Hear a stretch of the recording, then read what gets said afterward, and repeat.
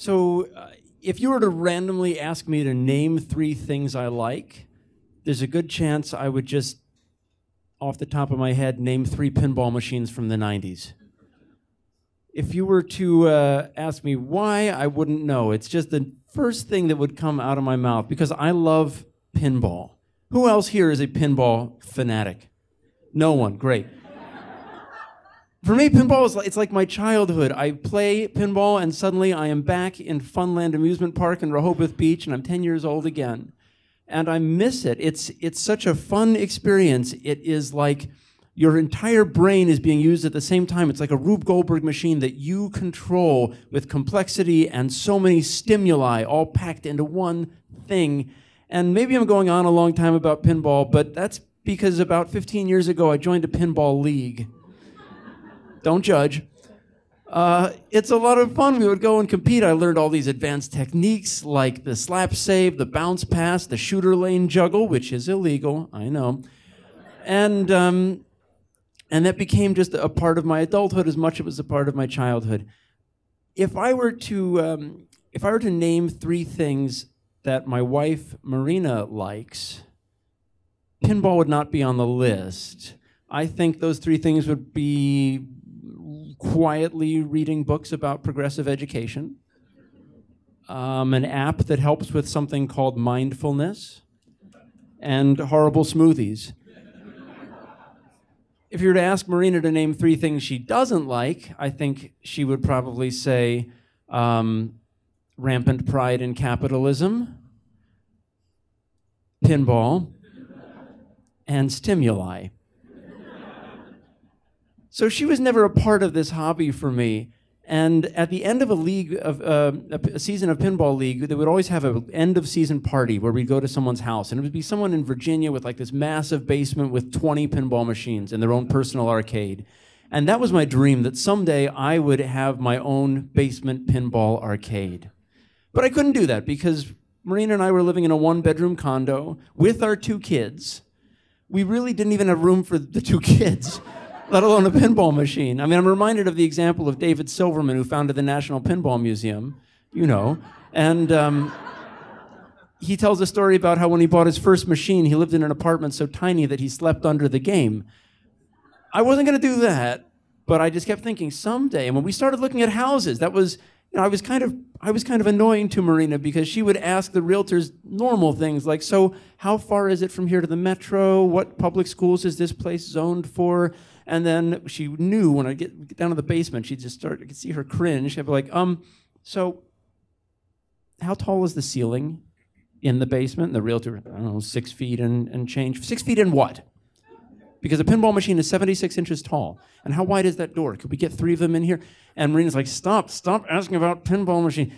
So I'm not going to pick a house based on whether I can fit pinball machines in the basement. But someone yelled, yes, you are.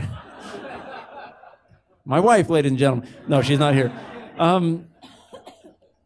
Well, I didn't. Because the fact is, we saw a house that we liked, and we moved forward with that house. We moved into that house, and I did all this, this is how committed a husband I am. I did all this knowing that the ceiling in the basement was 72 inches tall.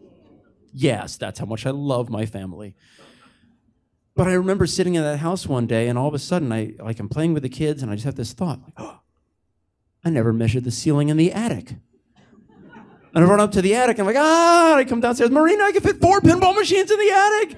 So I spend the next year looking at 5 different pinball classified ads every single day until I find a machine that is nearby and available and cheap enough and kid-friendly theme. It's based on Monopoly, the board game, 2001, Stern Pinball, designed by Pat Lawler, great game. And I tell Marina, hey, I've been emailing this guy selling a pinball machine put in the attic. What do you think about that? And she says, well, okay. I'm like, oh, okay. That's enthusiasm for her with pinballs. I'm like, yes, good. So I get my friend Joe, the guy with the 20 pinball machines. He gets his truck. We go out to this place. We spend all day getting this giant pinball machine out of this guy's basement, because a pinball machine is like 250 pounds. It is not easy to move. Out of the guy's basement, drive it all the way to DC, get it into my house, bring it right into the house. And I say, Joe, come on up. I want to show you where it's going. We go up the stairs, down the hallway. The stairs always this narrow. And we go up into the attic. Like, Jesus, like a lot of turns. Did I measure this? We have to take out the railing. And I'm like, Joe, what do you think? Can we get this into the attic? And I remember Joe's just leaning. He's sweaty from moving this thing in the middle of August, and he's just leaning on his dolly. He says, we're not that good of friends.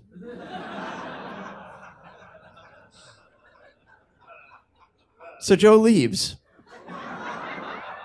And the pinball machine is set up in my dining room.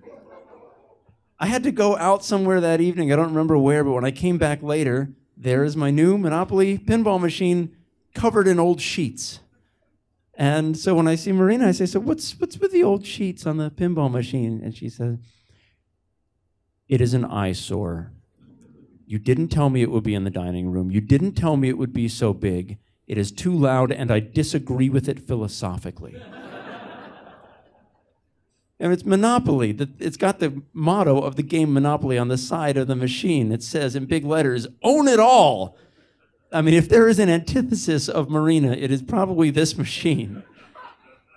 And so I tell her, okay, we can keep the sheets on. Don't worry about it. I'll just take them off when I play. And I'm sitting at work the next day. I get a text from Marina, and it says, I need to know your plans for returning this pinball machine. Returning it?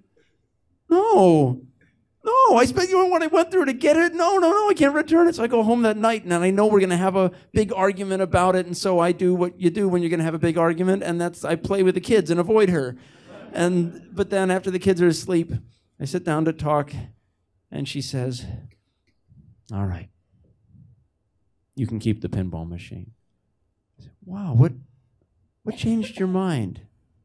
I mean, maybe did you get the stack cash grab with multi-ball? Because that's really lucrative when you do that. She said, no. It's because I'm physically exhausted from spending the last 24 hours filled with rage.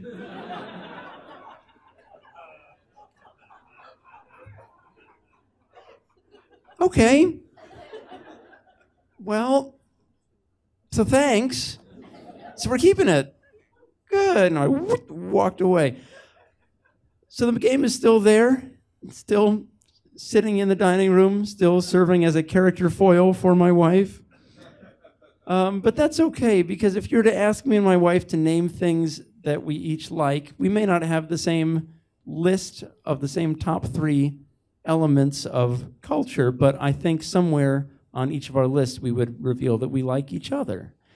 And it also helps that, she's had a lot more to get used to in the past few months, because now not only have I been in a pinball league and traveled to various pinball competitions, but I've also just a few weeks ago published a book about pinball. Hooray! And she's learned to put up with my hobby and to put up with me. And I think overall it just helps that Marina, just like pinball, is a really good sport. Well, thank you.